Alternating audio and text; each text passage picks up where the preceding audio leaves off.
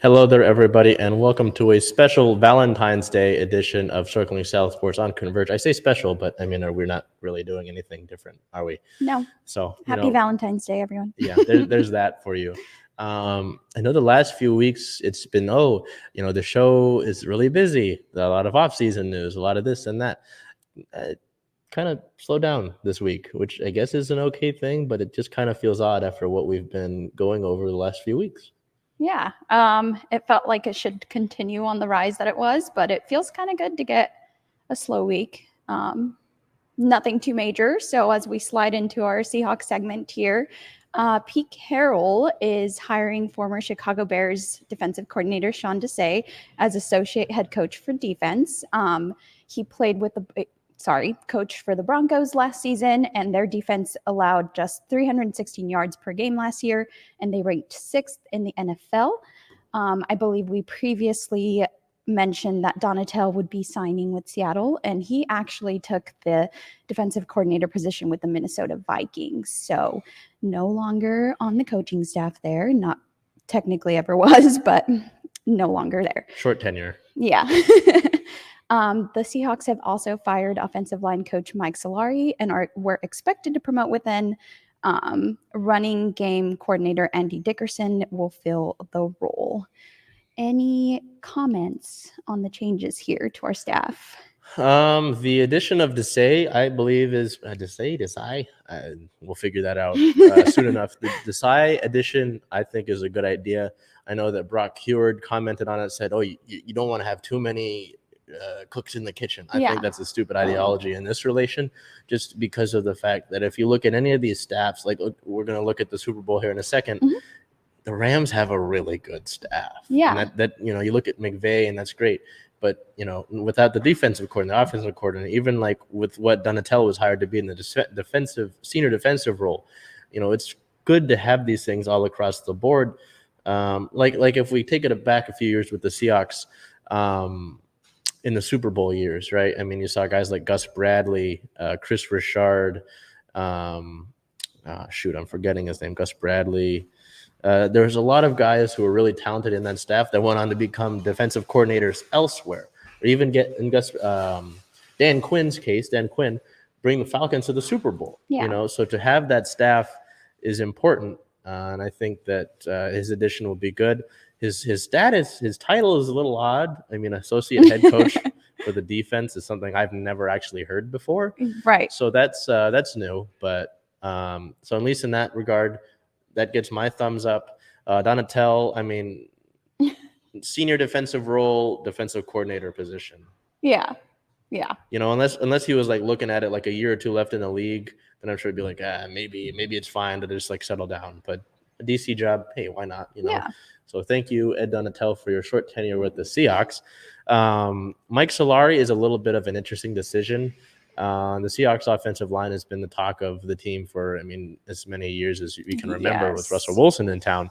I think Seattle's only 2 pieces away on the offensive line from being a great offensive line. Dwayne Brown, re-sign him. Gabe Jackson and Damian Lewis are both solid guards, and I don't have any issue with them. It's the center position and the right tackle position that I believe need to be looked at. Do I think that you needed to fire Solari? No. But it is interesting that you're promoting from within with Andy Dickerson, who came over last year with Shane Waldron as part of like the little Rams to Seahawks coach transition there. That one's a little. I mean, with the Donatell, I know I give the Desai a thumbs up. Donatell, don't really care. Solari, kind of down there. I mean, in between the sideways and the down. I don't know. I didn't feel like it needed to necessarily be a thing. Yeah. But I guess when we looked at the season in review, it's like if you want to get better, you need to upgrade, right? You don't want to stay complacent. Maybe they're considering that an upgrade. Yeah, well, hopefully Andy Dickerson has a good eye for those positions that we do need and can bring in some good people to our OL.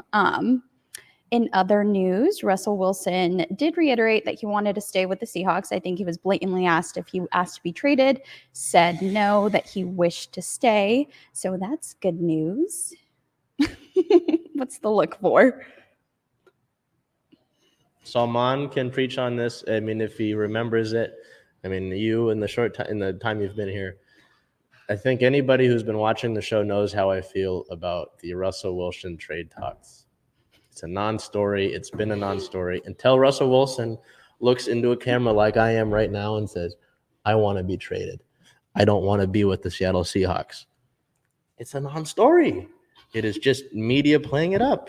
Yeah. It's a non-story, so that's why every time that gets mentioned, I'm just going to sit here and look at you. I'm just going to be like, all right, guys. Well, you don't even need to ask for my input on it.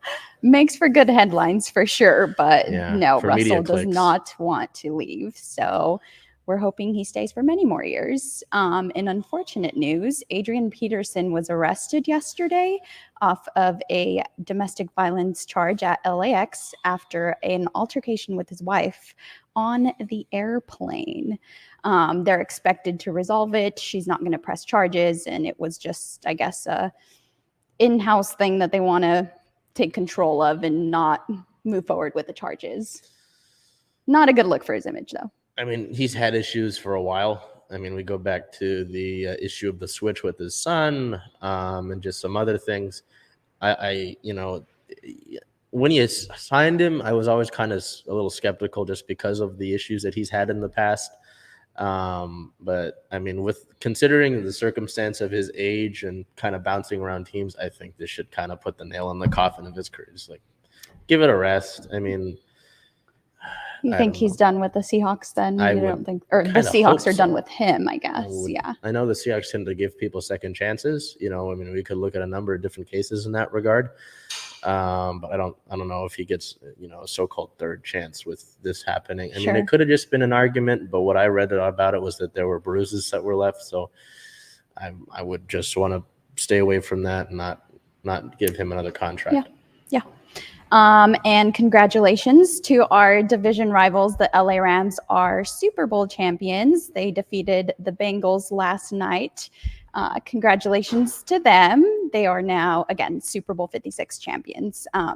Unfortunately, there was a bit of injury there last night. So Odell Beckham did suffer an ACL tear, but that was fairly early in the game. So I guess it was kind of a silver lining that they did win after an injury. I mean, it's kind of like if we look at the Super Bowl in 2011 between the Packers and the Steelers, Charles Woodson, who had like a defensive player of the year type of year, went down in the first half, So, I mean, they went and won it. Ultimately, I mean, if we're going to look at this Super Bowl, I'm not impressed, nor did I expect anything less. As soon as that trade was completed for Matthew Stafford, the Rams were considered Super Bowl. I mean, tell me if I'm wrong. They were considered Super Bowl favorites. And so this is just like, oh, is it impressive? No. Why would I be impressed over something that you're expected to do, right? It's like if I go and, complete my article for a game and I was like, hey, are you going to thank me or congratulate me? It's like, I expected you to do it. Why would you, I mean, it was a good game. Cincinnati put up a good fight. Especially for being kind of a team of destiny kind of thing. Obviously their offensive line issues showed, and maybe Seattle can take some things away from that. But one of the main things that I want to talk about, you talked about the injury to Odell, and how, I mean, that could have hurt them really until they bounced back and finally started hitting Cooper Kupp. That Skoranek had a pass go through his hands, ended up being an interception. It's like, would Odell have made that catch? I'm sure he would, right? Was that a headline dropped. I'm going to say headline because it's essentially a rumor. Rodney Harrison reporting before the game that Aaron Donald told him that if the Rams were to win the Super Bowl, that he would strongly consider the possibility of retiring and stepping away from the game. Now, I put this out of the realm of possibility simply because it's not like Aaron Donald is Tom Brady's age and he's done. He's got no gas left in the tank. Aaron Donald is, generally considered now, the greatest defensive player of all time, and was doing that before he won the Super Bowl. To be only the second player to win 3 Defensive Player of the Years in the Super Bowl, joining Lawrence Taylor. I mean, that's rarefied air, and what he continues to do is rarefied air. Do I think he'll step away? No, I've been wrong about people stepping away from the game, a la Tom Brady, but I don't think it makes sense unless we see it's like Barry Sanders, like in the height of his career. I'm done. He just won a Super Bowl. I get wanting to go out on top, but I think that might have been just a little bit of drama, nerves, Yeah. just how dramatic that loss to the Patriots was, only scoring 3 points and just kind of being underwhelming. I'm sure that might have been just got a little exaggerative. Yeah. So I don't think he's going anywhere. But that would have been nice to not have to deal with Aaron Donald 2 times a year. That was a great performance by him last night. Really actually sealed that win for them with that defensive stop on Joe Burrow. So with him playing that well, I don't see him giving that up anytime soon. We would be remiss to not talk about halftime. We would be remiss to not talk about halftime. I wasn't sure how to expect it. I know that there was a lot of hype around it just because of who was going to be performing. 50 Cent, a surprise addition to that. I was like, oh, there's 50. I thought that was really cool. I know that there are some folks who didn't particularly like it, who didn't understand. I thought it was cool. I mean, to see one of my idols, see Kendrick Lamar up there was great. I know Dr. Dre had a really cool before he started playing the piano, he had a little Tupac reference in there, which is really cool to see. But also some of the things that some of the performers were told not to do. Snoop Dogg was told not to wear any blue. Yeah. Eminem was told not to kneel. What else? I think Dr. Dre was told not to mention the cops line. Yeah. So good for them, really, truthfully. I thought that was great. I enjoyed it.